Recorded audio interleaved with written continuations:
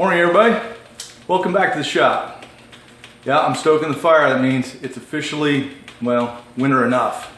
Late fall here in Ohio. So if you've watched my last couple of videos, whoop, there goes the fan.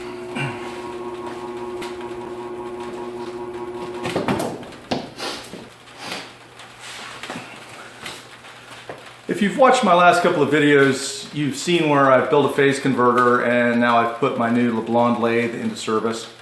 And the next thing I'm doing with it is adding a tool post to it. I've got several of the old tippy style tool posts, and I've got a rotary version that you can put 4 tools on at different angles. But I wanted a quick change tool post. Don't ask me why. It's a shop machine. All the posts I have would work, but I wanted one anyways. And what I want to share with you today is A, what I selected, what it looks like, what I think of it.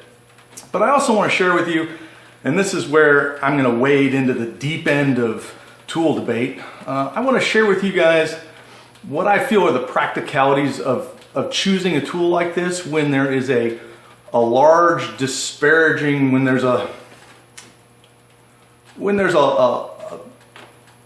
big range of dollars you can spend. And I approach things with my background both from knowing what good tools are and what they're worth to me, as well as from my background education wise, which is in business. So I think about a lot of things more like the front office of a machine shop might think of. You know, what's it worth? What's the budget? What can I afford to spend? What am I really getting in return? And when I think about these things, really it all boils down to economics in one way or another. No matter how you think about it, it's, I got this many dollars and I'm going to buy this. What am I getting?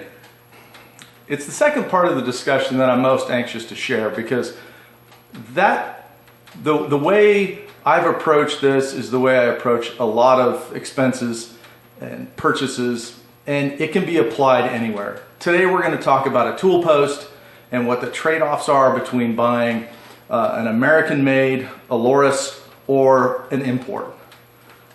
Little foreshadowing, I bought the import, and I'm going to show you why. So let's start by opening it up, taking a look at it, and just first impressions. Is it machined well, etc., etc. When I started looking at quick change tool holders, it became apparent that you really had 2 choices. You could get an Aloris, or you could get some version of a Chinese knockoff or import version. The size I needed is the equivalent of the Aloris BXA, and most of these when advertised will say something about their size, either an AXA, a BXA, or I never looked at them, I think there's a C. This is the equivalent of an Aloris BXA. It's for a 10 to a 16 inch swing lathe, and I obviously didn't choose the Aloris. This is the phase 2 version. It was not the most inexpensive version. There were others. This head and the 5 collars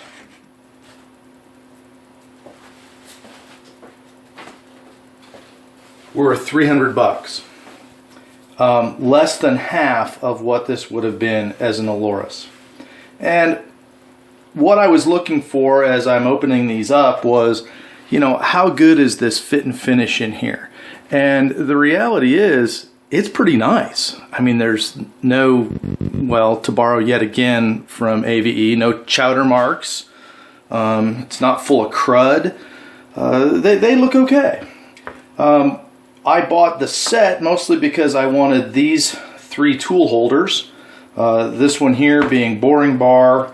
This one here is for a cutoff tool, and then these other 2 are similar versions of just a regular tool holder. This one's got a notch down the bottom so you can put a small round tool holder in it. But again, they're all machined fairly nicely. You know, nothing to complain about at this stage of the game. It did come with a knurling tool, duh. You know, okay, fine, we'll see how it does. This was kind of the least of my interests. It also has, though, a tool holder on the back side, so it does double duty. The handle is something that I'd heard people complain about.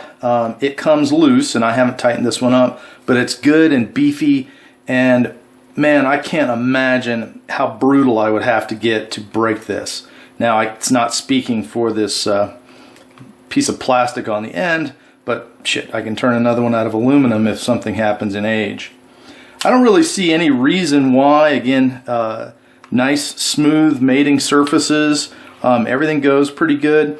Oh, I don't know, there might be some room in here for a little smoothing out. I'm not planning to take it apart, but overall, first inspection looks pretty good. Except the first thing that caught my attention was this right here, was how loose these are. And I don't know if you can see how far I'm wiggling that, but these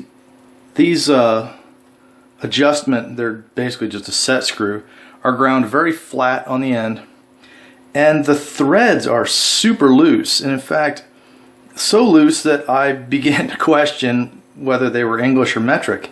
Same thing in the set screws that are holding down the tools, very loose. However, this is the way they shipped, so what we're going to do is we'll put just a touch of blue Loctite on them, and we'll cinch them all down. At that point then, I should have good adjustability here and repeatability. Out of the box, I'm not unhappy with this choice. It looks like a reasonably well tooled piece of equipment. Everything slides on real nice. And this is the wedge style. I didn't mention that. This is the wedge style. There is also another style, I believe, that has a part that pushes out right here. But this is the wedge style. To make it fit on my particular lathe, I have to machine down this giant T-nut. It's not uncommon, and they say in most of the ads that these are machinable. Basically, it just means they're not hardened. So we're going to take some dimensions off of here, throw it in the mill, and I'll cut these down. I'll cut both the shoulder here as well as its overall width.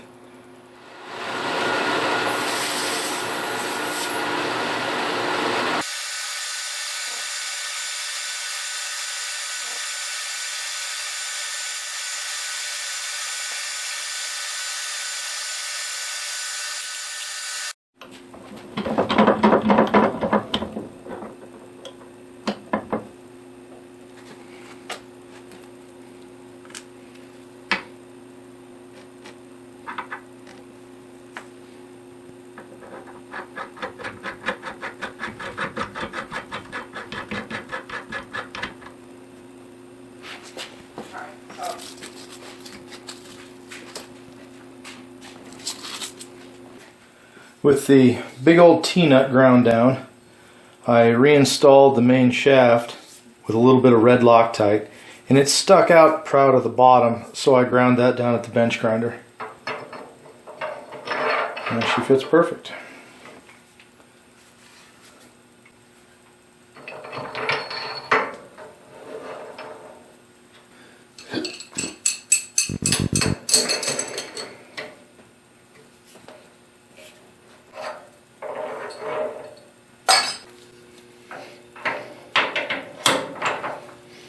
There it is.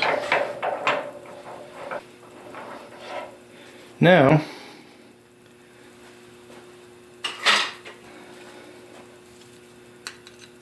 we'll take this set screw, put a little Loctite on it,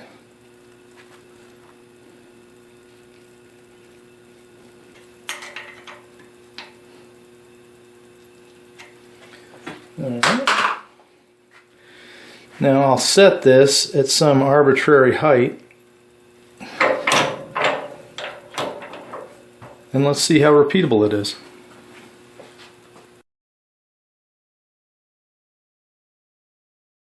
So I've got the nut tightened up here on the adjustment collar, so that's not moving.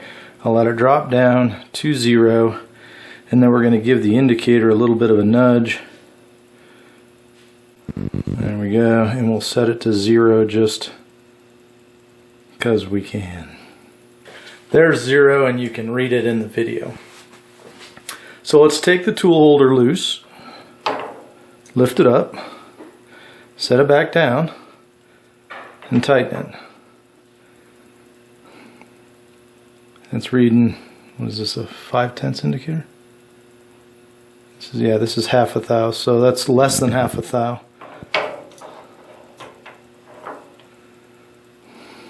Almost exactly 0, 0.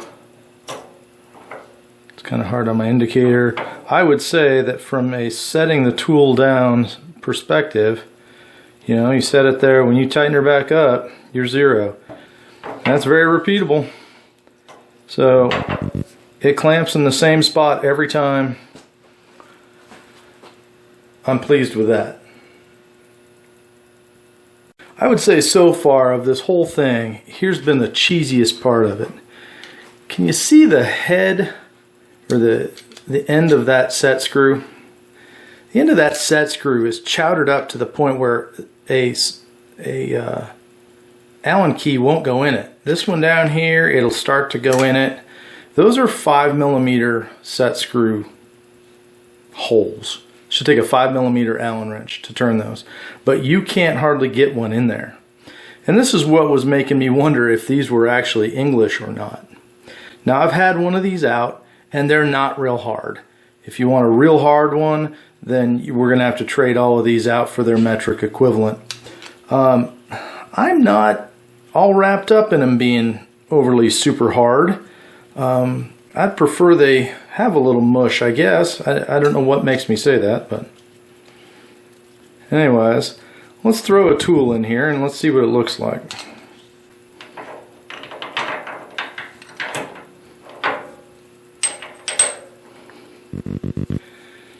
I don't have any indexable cutters.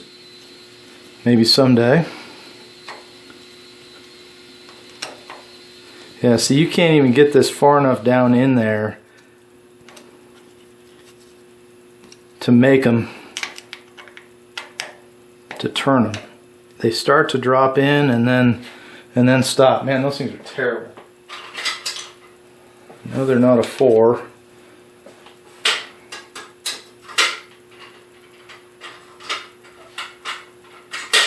I'm pretty confident they're not English. English will go in, but man, is it sloppy. I don't know which is worse. Yeah, I think those are going to have to be replaced. Yeah, I don't like using this English one, although it's working. Alright. Well, it'll hold a tool, but that's about all I'll say for it. So, aside from, does it fit the machine? Will it hold a cutter? Is it repeatable when you drop one in? All those things seem to be in order. And I would say for the fact that it's half the price of an Aloris, this is definitely the right choice for myself. To me, it's just some form of economics, one way or another. How much disposable income do you have? How much disposable income do you want to spend? What is your marginal utility? My economics professor used to call that happiness points.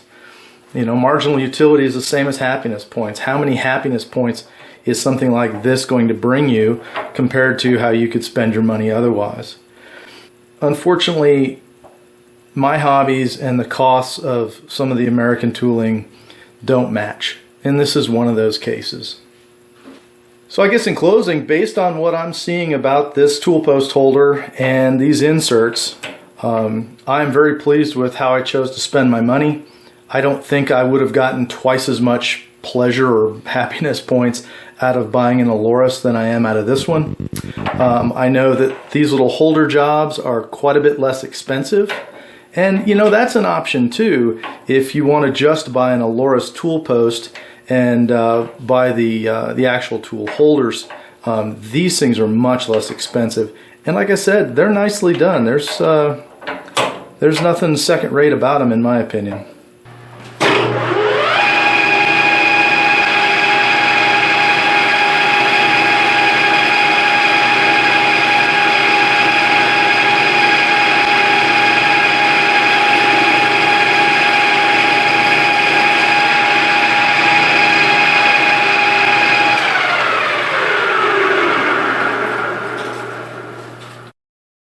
Thanks for stopping by the shop, and if you're considering buying a tool post such as this, I hope it proves helpful. See you next time.